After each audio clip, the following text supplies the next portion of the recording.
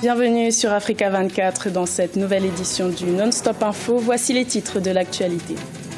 Défection au sein du parti au pouvoir au Mali. 4 députés du Rassemblement pour le Mali ont rejoint les rangs de l'opposition et dénoncent la mauvaise gouvernance. Le Maroc a signé un accord avec le gérant de l'aéronautique Boeing. Ce projet devrait permettre la création d'un écosystème industriel avec l'implantation de 120 entreprises. Et puis en Guinée, l'apiculture n'est plus une activité pratiquée exclusivement par la gente masculine. Les femmes investissent ce secteur. Portrait à suivre dans cette édition. Au Mali, les dissensions sévissent au sein du parti présidentiel Rassemblement pour le Mali. 4 députés ont rejoint les rangs de l'opposition en dénonçant la mauvaise gouvernance du pays. Le parti au pouvoir ne dispose plus que de 75 sièges sur 147 à l'Assemblée nationale. Birama Seonera. Au Mali, les rangs du parti RPM, Rassemblement pour le Mali, se fissurent. Le mercredi 28 septembre 2016, 4 députés ont démissionné du parti présidentiel. Il s'agit de Bakary Diarra, élu à Sikasso, Soyiba Koulibaly de Kati, Mamadou Koulibaly de la commune 2 et Kalilou Ouattara de la commune 3 du district de Bamako. Dans leur lettre de démission adressée au président intérimaire du RPM, les démissionnaires déplorent l'absence de débat au sein du parti et la lenteur dans l'atteinte des promesses faites lors de la campagne présidentielle en 2013. Les Maliens souffrent et nous le disent constamment. Ils ne sentent pas l'effet attendu par les nombreuses annonces de milliards faites par l'exécutif. La crise du Nord Mali est enlisée, sans espoir de résolution par les gouvernements successifs. Les Maliens s'entredéchirent en recourant aux armes et à la violence pour régler leurs différends intercommunautaires et pour exprimer leur ressentiment face à l'impuissance de l'État à rétablir son autorité. Déçus de la gouvernance interne au sein du parti présidentiel et dans le pays, les 4 députés ont opté pour l'opposition après leur démission. Ils sont désormais membres du parti ADP Maliba, Alliance démocratique pour la paix, une formation politique qui a quitté la majorité présidentielle en juillet 2016. Il semble plus ou moins peut-être impressionné par la démarche de ce parti politique. Il faudrait rappeler que l'ADP Maliba, qui était déjà fort de 4 députés avec également une deuxième vice-présidente de l'Assemblée nationale, est en train d'apparaître progressivement comme le parti politique qui semble dans une certaine dynamique, parce qu'il y a moins d'un mois, ce parti politique a organisé des consultations à la base. À l'issue de ces consultations, le parti et ses militants ont décidé de claquer la porte de la majorité présidentielle. C'était il y a un mois, et la démarche avait été saluée par beaucoup de Maliens. Malgré le départ de ces 4 députés, le RPM détient toujours la majorité absolue au sein de l'hémicycle. Il compte désormais 75 députés sur les 147 membres de l'Assemblée nationale du Mali. En outre, le congrès du parti présidentiel est prévu en fin octobre 2016. Les travaux de la commission constitutionnelle se sont ouverts ce jeudi 29 septembre au Burkina Faso. Les 92 membres de cette commission doivent produire une nouvelle constitution dans les 60 jours. Cette 5e république viendra mettre fin à la 4e république burkinabé, mise en place en 1991 par le président Blaise Compaoré, déchu en 2014. Au Maroc, le secteur de l'aéronautique s'impose comme une industrie clé. En 10 ans, ce secteur a été multiplié par 6 et génère à présent plus de 11 000 emplois. Le récent partenariat signé entre le Maroc et Boeing vient conforter cet essor. Fanny Mounichi. Boeing renforce sa présence au Maroc. Le protocole d'accord a été signé mardi 27 septembre à Tanger entre le constructeur aéronautique américain et le royaume chérifien. Il prévoit la création d'un écosystème industriel qui devrait générer un chiffre d'affaires annuel supplémentaire à l'export d'1 milliard de dollars. Nous passons à une nouvelle ère de l'aéronautique au Maroc. Nous allons avoir à exporter 1 milliard de dollars par an désormais à partir du Maroc. Alors ce projet est important parce que, comme chacun sait, Boeing a plus de 65% des pièces qu'elle fabrique sont fabriquées par ses sous-traitants. Donc ce que nous avons organisé avec Boeing, c'est la mise en place d'un écosystème complet qui regroupe 120 sous-traitants de Boeing qui vont s'implanter au Maroc pour pouvoir produire ce milliard de dollars. Cet écosystème devrait également permettre de créer 8700 nouveaux emplois, un projet qui vient confirmer le succès de l'intégration du Maroc dans l'aéronautique mondiale. Le pays se classe désormais au 15e rang en termes d'investissement dans le secteur. Cet accord est aussi un signal fort et une incitation forte aux 15 000 fournisseurs de Boeing et sous-traitants pour s'installer au Maroc. Il leur indique que c'est le pays où il faut être aujourd'hui. C'est le pays qui a une compétitivité durable pour les années à venir. Et enfin, c'est aussi une reconnaissance pour le travail qui a été fait, assuré par les industriels qui sont présents aujourd'hui au Maroc, par les 12 000 jeunes qui portent ce secteur au niveau du Maroc. Boeing s'était déjà associé en 2001 à la Royal Air Maroc et Safran pour créer Matisse, une usine spécialisée dans la fabrication de câbles. Avec cet accord, le constructeur américain accorde une nouvelle fois sa confiance au royaume chérifien. Les membres de l'Organisation des pays exportateurs de pétrole ont signé un accord le 28 septembre en Algérie. À la surprise générale, les pays exportateurs de pétrole sont parvenus à s'entendre pour limiter leur production d'or noir afin de soutenir les prix affaiblis par une offre excédentaire. Graziella Chakunte. Voilà qui vient déjouer les pronostics. Contre toute attente, les principaux producteurs de pétrole réunis le 28 septembre à Alger se sont mis d'accord pour fermer légèrement les robinets. Objectif affiché, réduire l'offre d'or noir et soutenir les prix.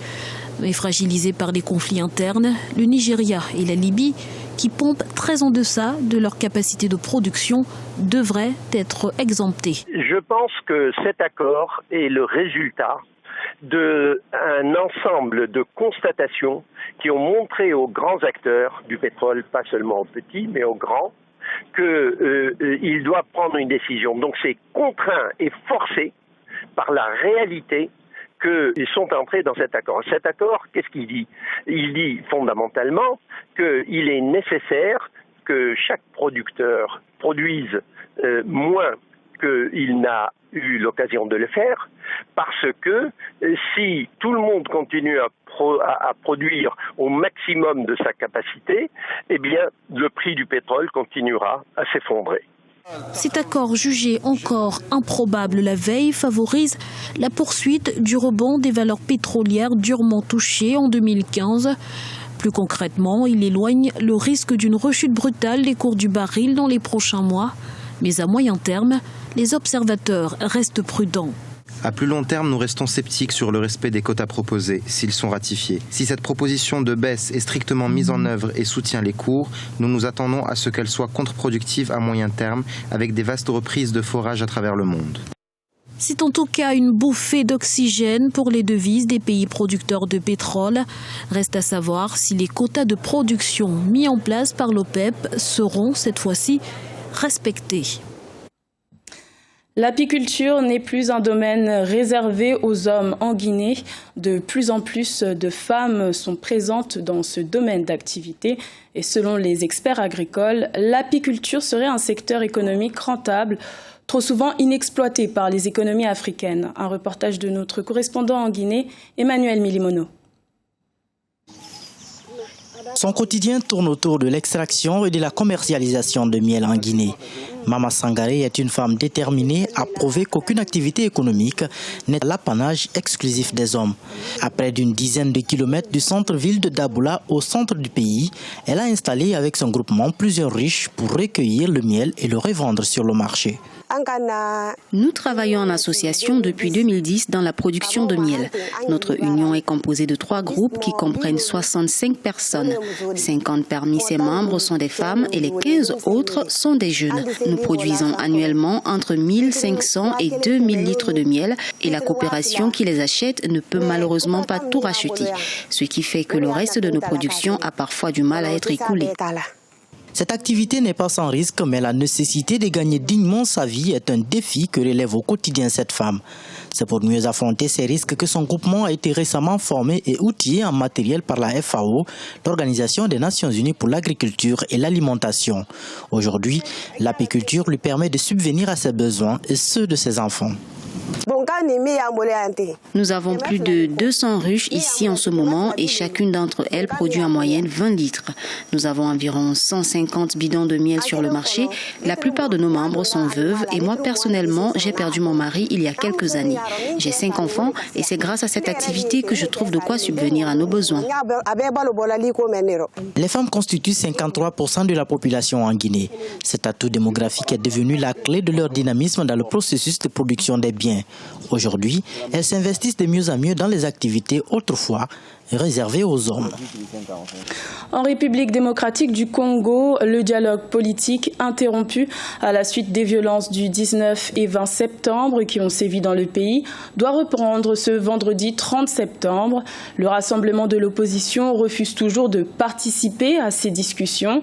La Commission épiscopale nationale du Congo a fait savoir qu'elle ne reprendrait sa place que dans un véritable dialogue inclusif. Avec nous pour en parler sur ce plateau, Monsieur Germain Kambinga, ministre congolais de l'Industrie. Bienvenue, Monsieur le ministre. Merci beaucoup. Selon vous, qu'est-ce qui freine le dialogue national aujourd'hui ? Écoutez, c'est l'exacerbation des aspérités, ce qui de toute façon n'est pas une chose à encourager. Il y a un choix à faire actuellement, compte tenu, si vous voulez, de la problématique telle qu'elle se pose en République démocratique du Congo, le choix entre le chaos. Nous avons expérimenté cela il y a 2 semaines, le 19, et le choix pour la paix, le choix pour l'enracinement des mécanismes démocratiques et la protection de notre Constitution. Et ce deuxième choix, c'est celui qui a été fait par le gouvernement de la République, par le chef de l'État et par une grande partie de la classe politique, même de l'opposition. Et ce que réclame justement l'opposition, très clairement, c'est que Monsieur le Président Joseph Kabila dise clairement qu'il ne briguera pas de 3e mandat. Vous savez, ça c'est un débat que l'on voudrait mettre sur la table pour réveiller des émotions auprès d'une population qui, elle, a besoin d'autre chose actuellement. Le président de la République démocratique du Congo est président à travers un mandat constitutionnel. Et cette même constitution, madame, s'agissant de cette question, parle de 2 mandats. Cette constitution est claire. Donc, puisque vous le dites, pourquoi voulez-vous que le président de la République fasse plus que ce que dit déjà la Constitution ? Peut-être que s'il énonce clairement qu'il ne briguera pas de 3e mandat... Ce n'est pas une nécessité, puisqu'il y a une constitution dans notre pays. Et cette constitution, il faut la lire de son premier jusqu'à son dernier article. La constitution n'est pas ambiguë sur ce sujet-là. Le président de la République a une responsabilité. Ce n'est pas celle de nourrir les débats politiciens, c'est de faire en sorte que ce pays encore convalescent de nombreuses crises et convulsions politiques et sécuritaires puisse rester debout et puisse offrir des perspectives démocratiques. C'est le travail auquel il est engagé. Maintenant, ceux qui aspireraient ou qui aspirent à occuper les plus hautes fonctions de notre pays devraient, de notre point de vue, se concentrer sur la préparation des prochaines élections et le cadre établi pour cela, compte tenu des contraintes techniques nous présentées par la Commission électorale nationale indépendante, c'est le dialogue. D'accord, mais gouverner, c'est prévoir. Pourquoi ne pas avoir...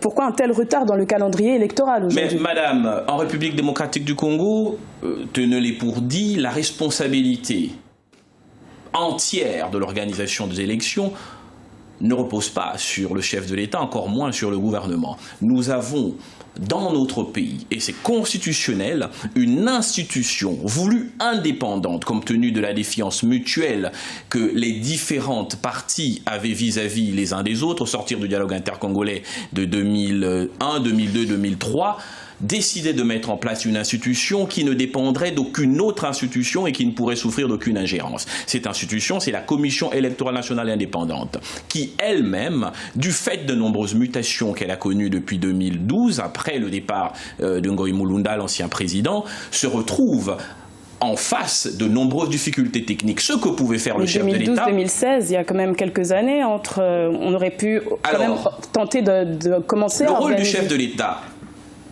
dans le cas d'espèce, c'est de constater ces difficultés, et de réunir les uns et les autres dans un esprit républicain pour trouver une solution consensuelle sans entamer l'indépendance de cette institution. Et c'est ce qui a été fait en 2013 à travers la concertation nationale. C'est ce qui va être fait, c'est ce qui est en cours aujourd'hui à travers le dialogue. L'idée, c'est, en tenant compte de ces contraintes, de trouver un consensus national pour que notre Constitution ne puisse pas passer par perte et profit, pour que le processus de démocratisation soit préservé. Donc, le gouvernement s'est engagé, maintenant que la Commission électorale nationale indépendante est à pied d'œuvre, à l'accompagner avec la mise à disposition de moyens conséquents. À ce jour, le gouvernement a déjà mobilisé plus de 200 millions de dollars et nous allons continuer à travers le prochain budget de 2017. Mais aujourd'hui, de plus en plus de partis se retirent du dialogue. Or, dialoguer, c'est fédérer. Mais je suis d'accord avec vous, mais c'est pour ça qu'en réalité, au-delà de cette logique de procrastination permanente, il était essentiel et il est essentiel pour nous d'encourager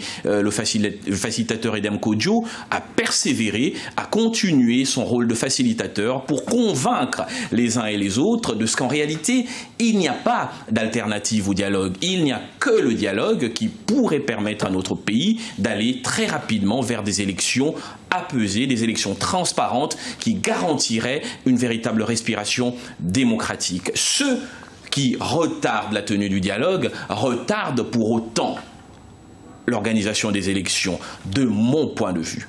Plus vous êtes pressé d'aller aux élections, plus vous devez être pressé. Mais vous nous confirmez que la date des élections initialement prévue le 27 novembre, mais ça c'est une évidence. Pas lieu. Ça c'est une évidence. D'ailleurs, la seule institution habilitée à dire cela l'a déjà dite et l'a d'ailleurs confirmé en interrogeant la Cour constitutionnelle sur la possibilité d'un report compte tenu de ce que cette institution, la CENI, considère comme une situation de force majeure puisqu'elle est dans l'incapacité de finaliser les opérations préélectorales en dehors de la date prescrite par notre Constitution. La problématique telle qu'elle se pose dorénavant n'est pas une problématique juridique, puisqu'à travers l'article 70, les institutions de la République vont continuer à fonctionner. La problématique, qui se pose à nous, est une problématique politique, d'où la nécessité, compte tenu des divergences d'opinion, des divergences parfois radicales d'opinion, de se mettre autour d'une table et tous ensemble de trouver une solution dans la paix, mais surtout dans le strict respect